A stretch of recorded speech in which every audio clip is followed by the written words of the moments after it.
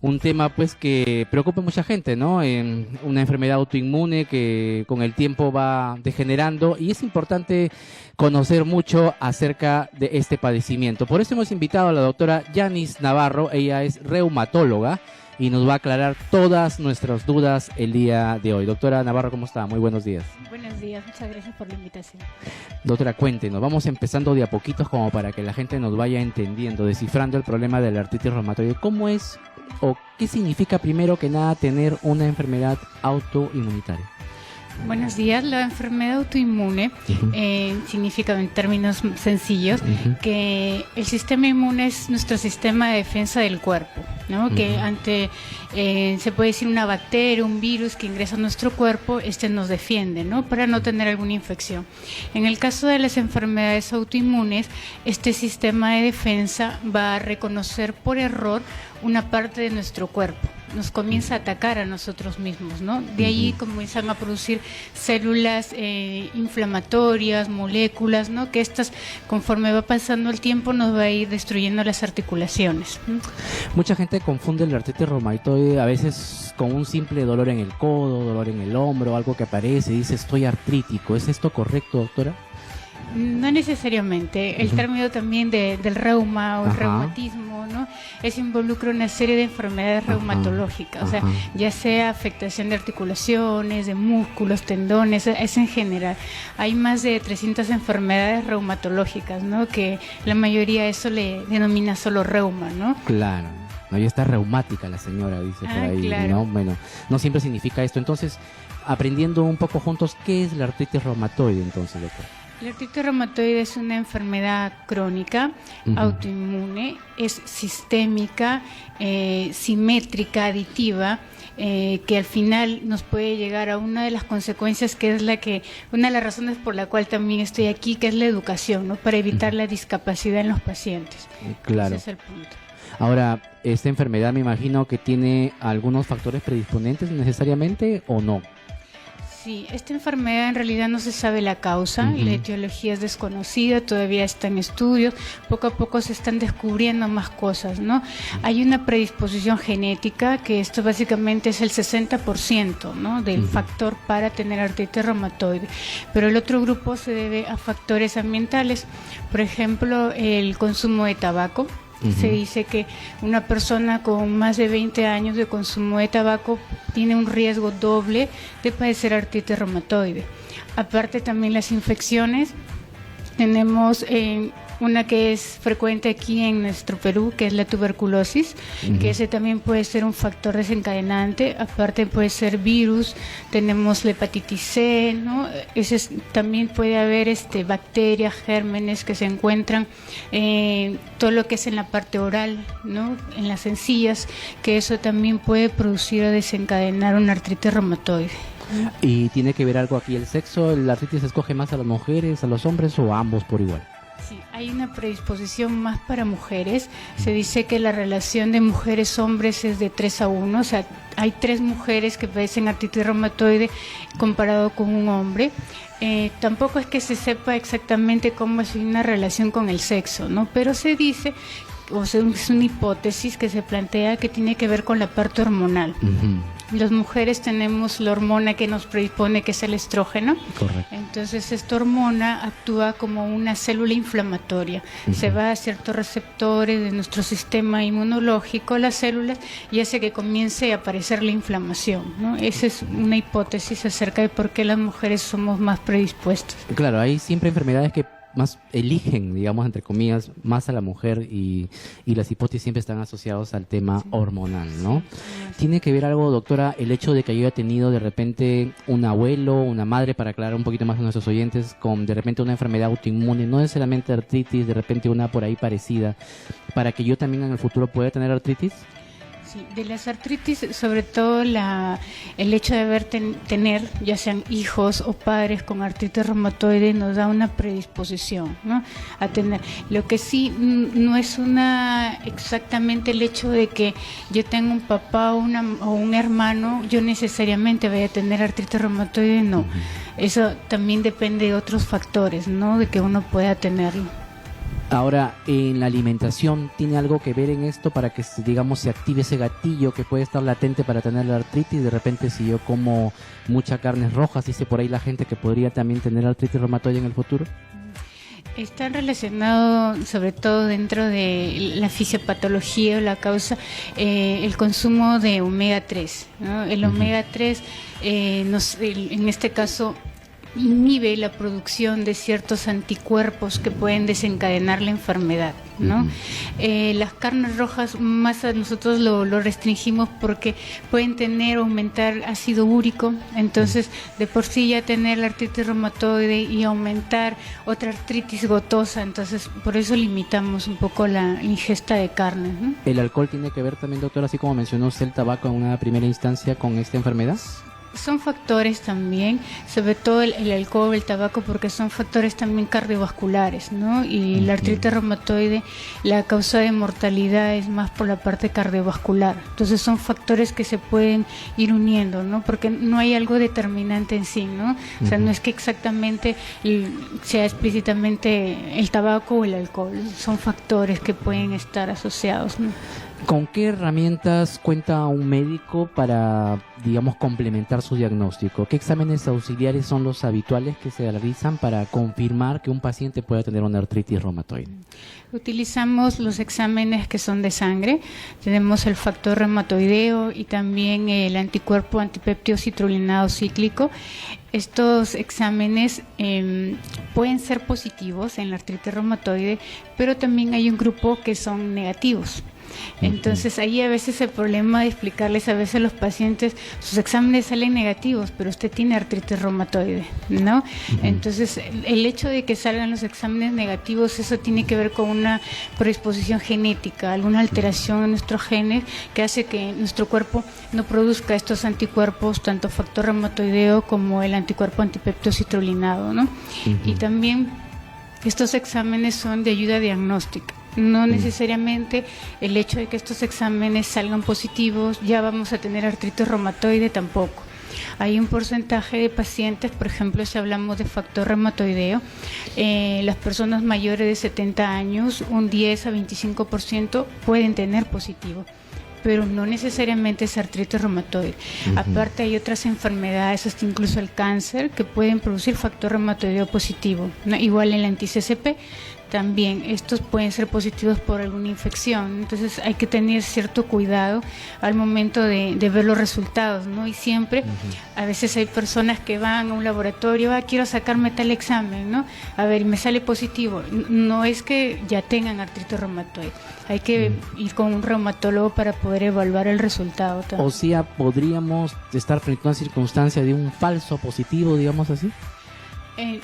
Puede ser un falso positivo, sí, puede salir positivo, pero no necesariamente tiene la enfermedad. O podría tener otra cosa también. Sí, también, porque el factor reumatoideo no solo para artritis reumatoide, pueden estar en otras enfermedades inmunológicas como lupus o vasculitis, que también puede tener factor reumatoideo positivo. Por eso es muy importante que siempre el especialista esté, digamos, en el camino de los análisis clínicos, ¿no? Que el paciente a veces voluntariamente va y se los hace, pero no necesariamente lo puede interpretar de la manera correcta. Sí, claro. Aparte que nosotros, bueno, los médicos, no tratamos exámenes o resultados de laboratorio, ¿no? Correcto. Tratamos al paciente y ahí tiene que ver la clínica, lo que los pacientes nos comentan de los síntomas, los signos que nosotros encontramos al momento de la evaluación también.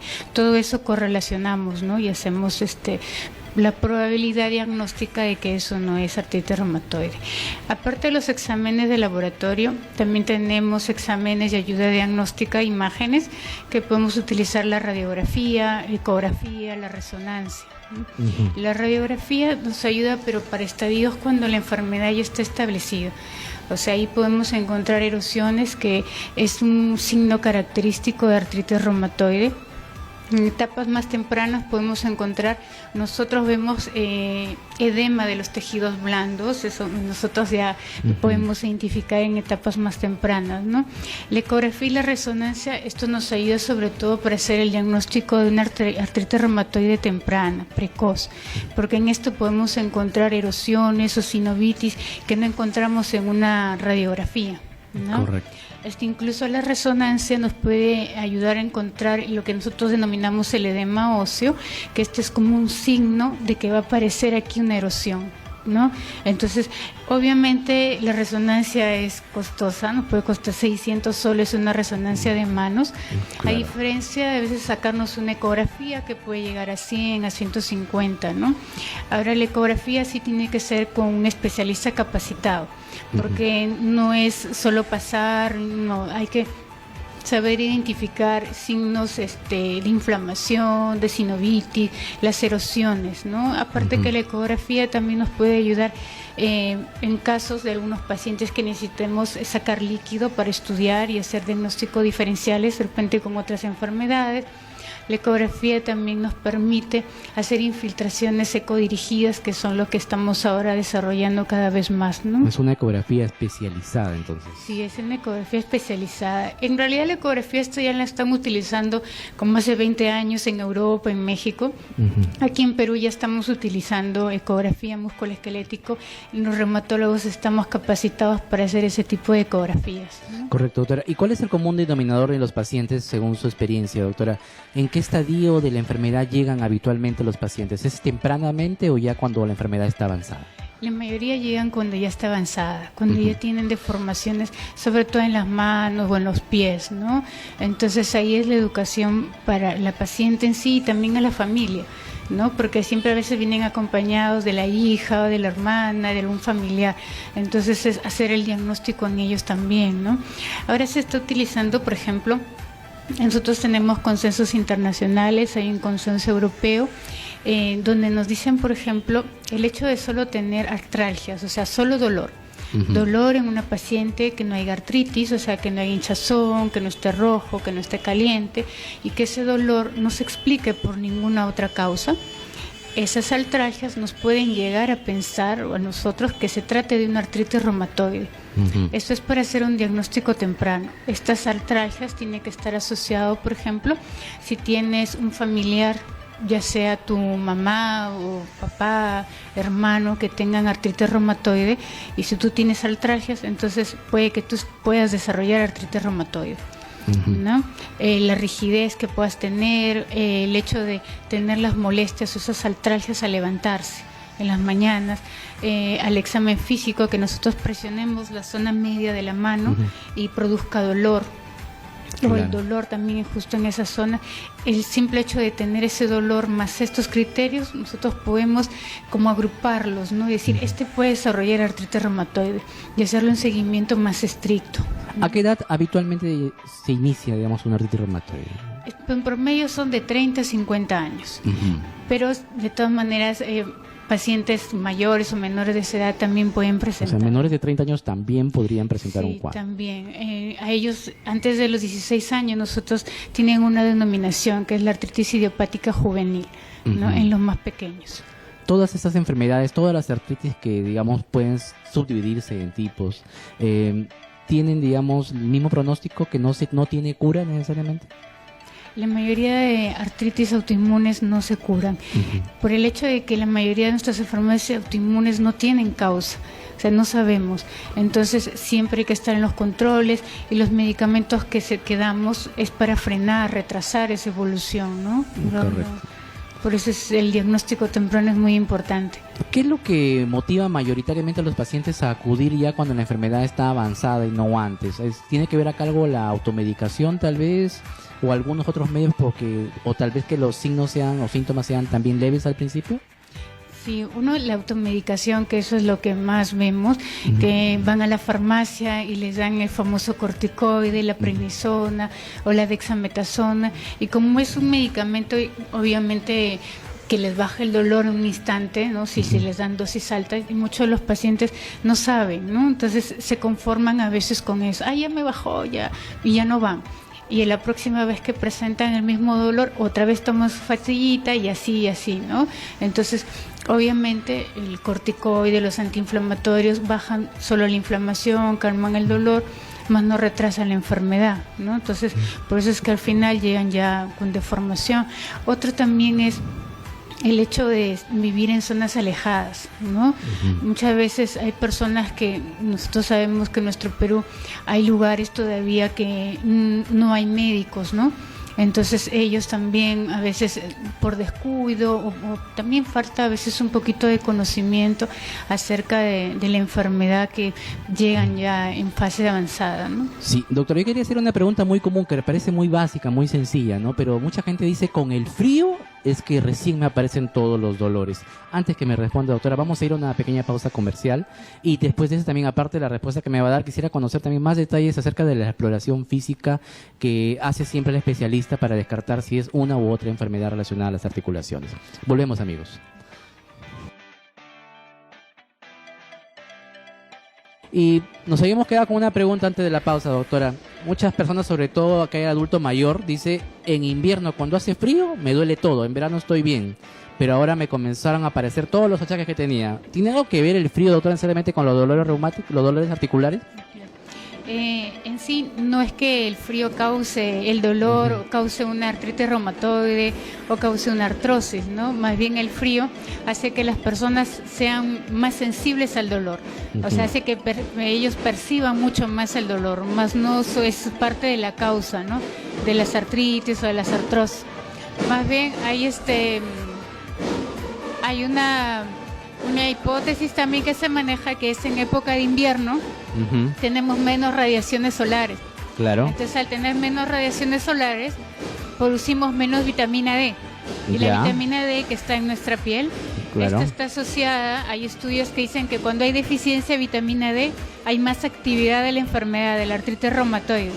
Entonces, se puede explicar por ahí una relación también de por qué en época de invierno las artritis reumatoides tienen más actividad, ¿no? Puede ser un poco de deficiencia de vitamina D. Interesante, o sea, la vitamina D, cuando hay una baja, digamos, la cantidad que está presente en nuestro cuerpo, pueden de alguna forma manifestarse aún más esos signos característicos de la enfermedad. Sí. Muy, muy interesante. Y doctora, a ver, vamos a la exploración física. Mucha gente me comenta, bueno, sobre todo los mayores, cuando van a la consulta reumatológica y dicen, vamos a ver si efectivamente tienes artritis reumatoide. Comienzan a hacer algunos chequeos, de repente en las manos, en los codos, diversas excursiones que usted nos explicará. Y la presión que realizan generalmente es, para algunos manifiestan que es muy dolorosa, que hasta caen al piso solamente cuando descubren que les dolía ahí y ellos no lo sabían. ¿En qué consiste realmente la exploración física y cómo es que diferencia el médico que tiene una artritis reumatoide o, por ejemplo, una artrosis u otras cosas? La artritis reumatoide, sabemos, ataca las articulaciones, sobre todo de manos, muñecas y pies. Entonces se puede decir, la parte del cuerpo que son las que primero examinamos, ¿no? Con las manos sobre la mesa, tocamos ya sea con el dorso de las manos para ver la temperatura, ¿no? Para ver si hay calor, observamos para ver si hay hinchazón, comparando siempre entre ambas manos, ambas muñecas, ¿no? Lo que exploramos son muñecas, son las zonas, se puede decir la parte media de las manos, que son las articulaciones metacarpofalángicas, que esas son las articulaciones más afectadas. Luego seguimos a las interfalángicas proximales, que son las que más afecta la artritis reumatoide. Una diferencia con la artrosis, que le afecta a las interfalángicas distales, que son los nudillos que están cerca casi de las uñas, ¿no? Esa es una diferencia. Eso es cuando vemos que acá hay deformación más, pensamos más que se trate de una artrosis más que de una artritis reumatoide, ¿no? Pero también puede ser, porque en la medicina no hay nada absoluto, no hay nada que no, pero son algo que nos lleva a pensar que es más de una artritis reumatoide, ¿no? Metacarpofalángicas, interfalángicas proximales, muñecas, ¿no? ¿Tiene algo que ver el dolor a la presión en alguna de estas enfermedades para indicar que efectivamente es una u otra? Normalmente la presión que nosotros hacemos es hasta cuando la parte de la uña se aparezca un poquito blanco, o sea, basta que lleguemos, presionamos y hay un poco blanco de la uña, ese es el tipo de presión adecuada. Cuando presionamos demasiado, también ya obviamente le va a producir dolor, ¿no? Claro. Entonces ya ahí nosotros eso no nos ayuda en la exploración física, o sea, se puede decir un punto hasta donde nosotros tenemos que presionar, ¿no? Y la forma de examinar es una por una, haciendo presión a los costados de las articulaciones, con el dedo índices hacia abajo, como para levantar el líquido que puede haber ahí dentro de la articulación, y hacemos presión. ¿no? Es hacia abajo y por los costados, es en simultáneo cada articulación que se explora. Ahora, mucha gente confunde artrosis con artritis. ¿Cuál es la diferencia, digamos, las diferencias más saltantes entre estas dos enfermedades? A ver, primero que la artritis reumatoide ataca la membrana sinovial, que es se puede decir una membrana que recubre las articulaciones. En cambio, la artrosis, sobre todo ataca lo que es cartílago, es destrucción del cartílago, de las articulaciones. El cartílago es como una membrana que está recubriendo ahí la articulación, son cosas diferentes. Otro es la edad. La artritis reumatoide más es de 30 a 50 años, mujeres jóvenes, relativamente jóvenes, en edad fértil. En cambio, la artrosis, como es parte del envejecimiento, es a partir de los 50 años para adelante, en promedio, ¿no? Uh-huh. Otra es la zona de afectación de las articulaciones. Artritis reumatoide más afecta articulaciones pequeñas, manos, muñecas, pies. También puede afectar rodillas, hombros, codos, ¿no? Pero se empieza así. En cambio, artrosis más afecta articulaciones que son de sobrecarga, ya sea columna, rodillas, caderas, tobillos, ¿no? Esa es un poco la diferencia en cuanto a las articulaciones que más afectan. Ahora, ¿hay algún otro signo o síntoma que debamos recalcar para que lleguemos a pensar que el paciente tiene artritis reumatoide? La rigidez. Uh-huh. La rigidez, cuando uno se levanta, las manos las tiene como tiesas, rígidas, ¿no? Y hay una diferencia. Para artritis reumatoide, esa rigidez perdura más de 1 hora. Entonces, al momento de la evaluación del paciente en consulta, le preguntamos, ¿y cuánto tiempo está así con las manos rígidas? Hay algunos que dicen, no, me soba un poquito y se pasa. Hay otros que dicen, no, estoy así todo el día, sigo haciendo mis cosas, cocino y siento todavía las manos así, ¿no? Eso también nos puede ayudar. ¿En los pies también puede darse este tipo de dolor al momento que uno recién se levanta y pisa? Sí. Sobre todo el artritis reumatoide, el dolor es por las mañanas al levantarse. Se levantan, y sobre todo la diferencia es que comienzan a caminar y como que baja el dolor, o sea, con el ejercicio un poco que, como dicen, se calienta el cuerpo, o sea, baja el dolor, ¿no? Esa es la diferencia. En cambio, por ejemplo, en artrosis más bien ellos se levantan sin dolor. Comienzan a hacer sus cosas en la casa o caminan mucho tiempo y ahí es cuando aparece el dolor. O sea, con la actividad, con el ejercicio, aumenta el dolor en una artrosis. Bien, doctora, entonces ya prácticamente hemos conocido todo lo que viene a ser con el diagnóstico correcto y vamos a empezar a hablar ahora ya de lo que viene a ser el tratamiento, ¿no? Mucha gente, como usted ya mencionó, se automedica por error, ¿no? Y lamentablemente con esto va enmascarando otros problemas, ¿no? ¿Cuál es el tratamiento me imagino que hay muchos esquemas aquí para abordar de acuerdo a la severidad del caso, ¿no? ¿Cuáles son los más, usuales tratamientos que actualmente realiza un especialista? Lo primero son lo que nosotros denominamos los fármacos modificadores de la enfermedad, uh-huh, que son aquellos fármacos que nos ayudan a retrasar, ¿no? la evolución, la inflamación, que estos van a destruir las articulaciones. Dentro de estos tenemos al metrotexato, tenemos sulfasalacina, liflonamida, hidroxicloroquina, que son los medicamentos que utilizamos, los más comunes, los que podemos encontrar en los hospitales, ¿no? Los que también son las personas que tienen CIS pueden encontrar, ¿no?, por el ministerio. Uh-huh. Ahora, de acuerdo a la severidad de cada uno de estos pacientes, ¿también puede modificarse la cantidad de medicamentos que toma? Sí, podemos iniciar con dosis y hay esquemas de cuánto dosis utilizar.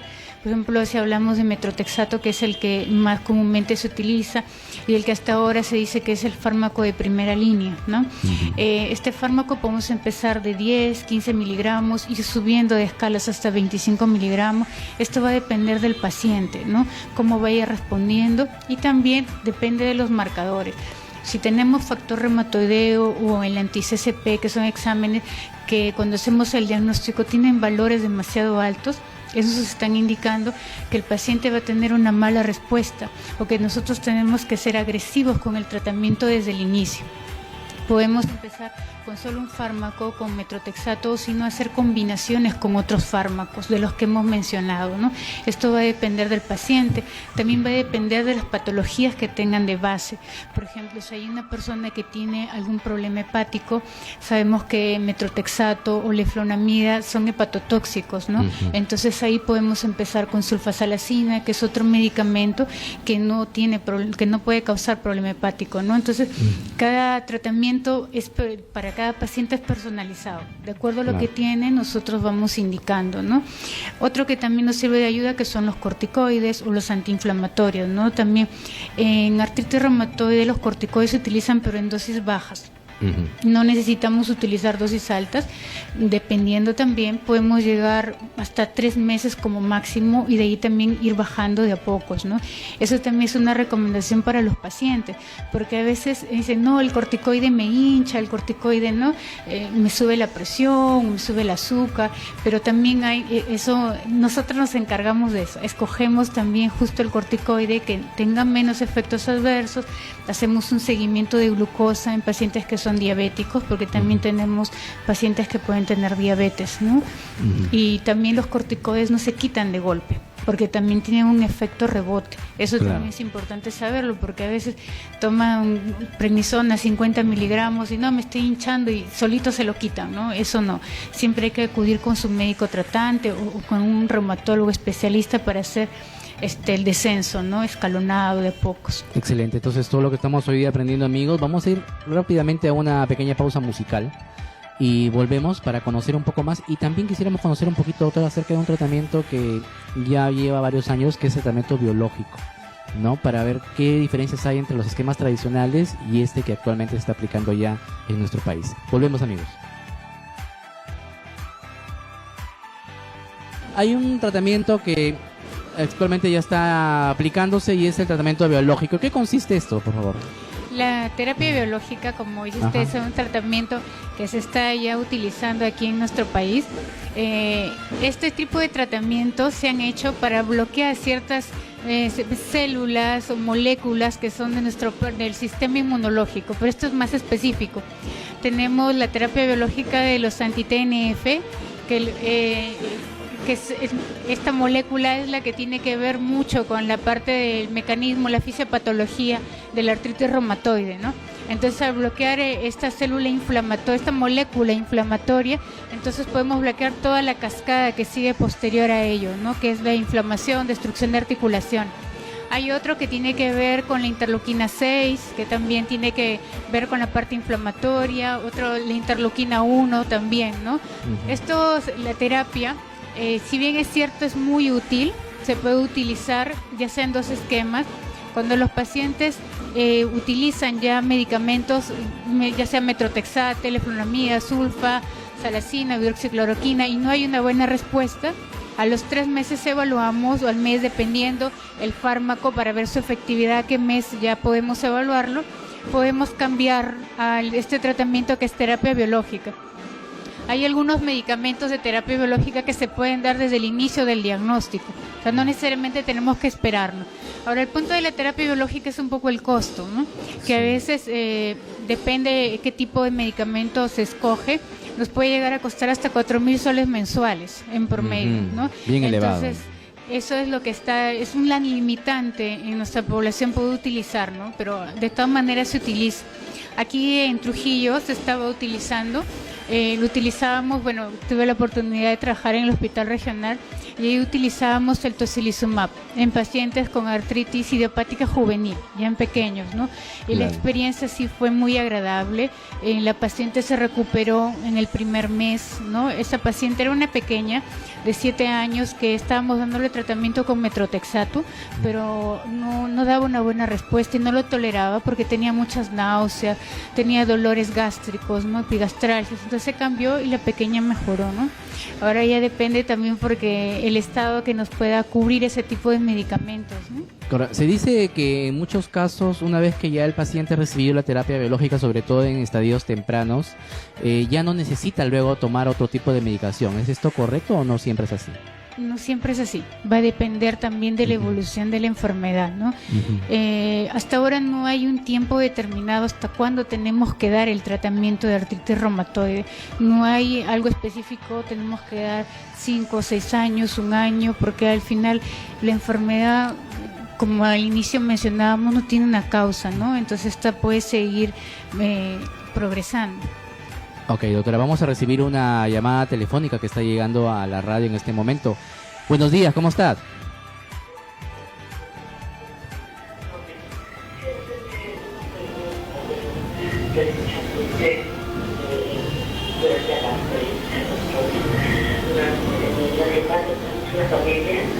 Una persona con discapacidad, pero eso yo no puedo hermanos, solamente el único que tiene servicio que ya está formado, que es también tiene de las muñecas, también el ratón y están sí, toma así, esos medicamentos como la farmacia. Puede ser que te dan un medicamento pero en realidad está bien, como escuchando con la doctora, por favor, hablarme y así se ve ese doctor, por la ADN, cómo fue lo que empezó con el. O sea, lo que usted desea saber es cómo llegó a manifestarse la enfermedad en su familiar. El origen de su diagnóstico. ¿Tiene una artritis reumatoide, le escuché? Entonces tenemos que explicarle a la señora nuevamente, doctora, cómo es que se manifestó, cómo es que puede manifestarse una artritis en realidad.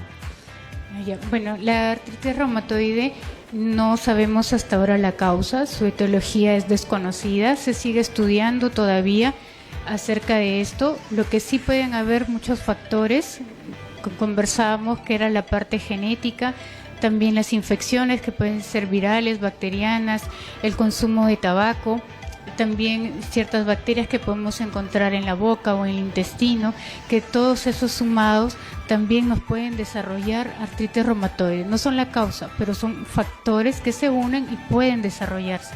Ahora, la artritis reumatoide nos afecta parte de las articulaciones, sobre todo las pequeñas, que son las manos, las muñecas y los pies. También pueden manifestarse en otras articulaciones, ya sean rodillas, hombros, codos, pero principalmente son en manos y pies. Correcto, doctora. Entonces vamos a responder por acá unas preguntas que nos llegaron por el WhatsApp rápidamente. ¿El peso tiene que ver algo para que se, digamos, acrecienten los signos o síntomas de la enfermedad? El peso, sobre todo por la obesidad. En la obesidad nosotros tenemos unas células llamadas adipocitos, que estas células tienen que ver con la parte inflamatoria de la artritis reumatoide. Entonces sí es importante, además que el sobrepeso nos van a desgastar las articulaciones, tanto de rodillas, pies, columna. Entonces si tenemos una artritis y hacemos que carguen más de lo que debe ser, obviamente se van a perjudicar más las articulaciones. Usted mencionó algunos medicamentos que, por ejemplo, eran hepatotóxicos, es decir, producían daño en el hígado puntualmente, ¿no? Aparte del hígado, ¿qué otros órganos debemos vigilar, sobre todo en tratamientos largos como el que amerita una artritis reumatoide? Aparte también la parte del hemograma, ver las células, ya sean leucocitos, linfocitos, plaquetas, porque también como estos medicamentos deprimen el sistema inmunológico para controlar la enfermedad, entonces también se pueden alterar. También ver creatinina, ver glucosa, ¿no? Eso es otro tipo de examen. Otra cosa que todavía no habíamos mencionado es que la artritis reumatoide es una enfermedad sistémica. Que no solo afecta articulaciones, predominantemente son articulaciones, pero también pueden afectar órganos del cuerpo, ya sea el corazón, el pulmón, los ojos, ¿no? Los ojos nos puede dar el ojo seco, a veces que sienten como una basurita en el ojo, la resequedad de la boca también, que eso nosotros puede estar asociada a otra enfermedad que se llama síndrome de Sjögren, ¿no? El pulmón, que puede producir una enfermedad intersticial, a veces los pacientes pueden manifestar que les falta el aire para caminar o tos, ¿no? Todo eso también puede ser producto de la artritis reumatoide. Correcto. Y también puede en el tiempo con los corticoides producir alguna otros problemas, ¿no? El uso y abuso del corticoide. Sí, por eso es que los corticoides en el tratamiento se dice que hay que utilizar las dosis más bajas y por el menos tiempo posible, porque los corticoides a dosis altas y por largo tiempo pueden producir cataratas en los ojos, ¿no? Entonces también con los pacientes que a veces tienen glaucoma, darles corticoide, dependiendo de la dosis y de la presión intraocular, también pueden aumentar la presión del ojo. Entonces esas cositas también nosotros durante la evaluación, la anamnesis, les preguntamos a los pacientes qué otras enfermedades tienen, ¿no? Correcto. Y por eso también es importante recalcarles que cuando van a los médicos y nosotros les preguntamos qué otras enfermedades tienen, es decirnos todo. A veces de repente pueden pensar, no, esto no es importante, ¿no? Pero para nosotros la mínima cosa es muy importante para el tratamiento. Correcto. ¿También se puede producir fibrosis pulmonar, doctora, por el uso constante de corticoides en el tiempo? Más que por el corticoide es por el metrotexato o también por, en este caso, la terapia biológica, los anti-TNF. Ellos pueden llevar a producir fibrosis. La terapia biológica también puede producir efectos adversos. Sí, también. Aparte que la terapia biológica, el hecho de suprimir nuestro sistema inmune, nos hace más propensos a otras enfermedades oportunistas, ya sea tuberculosis o ya sea herpes zóster, que son dentro de las más frecuentes. Un paciente que está expuesto a terapia biológica, doctora, en el tiempo puede, después que ya deja de administrarse ese medicamento, recuperar la función normal de su sistema inmune. Sí, se puede llegar a recuperar. Lo que nosotros en artritis reumatoide más bien suprimimos eso para poder controlar la enfermedad. Claro. ¿No? Eso, la idea siempre de la medicación en este aspecto es controlar el sistema inmunológico. Sí, ¿no? Frenar el sistema inmunológico. Perfecto, doctora. Lamentablemente el tiempo nos ha quedado corto. Será motivo de tenerla nuevamente en algún momento para seguir conversando acerca de todas las enfermedades que son parte de su especialidad, ¿no? Como habíamos conversado fuera del aire, no solamente la reumatología está asociada a pensar en artrosis y artritis, hay muchas enfermedades muy interesantes que conocer y que no solamente afectan a personas de tercera edad, sino de todas las edades. Sí, a todas las edades, desde niños, adolescentes, adultos mayores, es en general, ¿no? Excelente, doctora. ¿Dónde la podemos ubicar? ¿Cuál es su teléfono de contacto, por favor, para si podemos tener interés en acudir a una consulta privada? Mi teléfono es el 9494-61276 o me pueden buscar también en Facebook como doctora.Janice Navarro. Ahí pueden tener también otro tipo de información acerca de la parte reumatológica. Excelente, amigos. Agradeciendo entonces a la doctora el día de hoy por su presencia en el programa. Nosotros nos despedimos hasta una edición similar.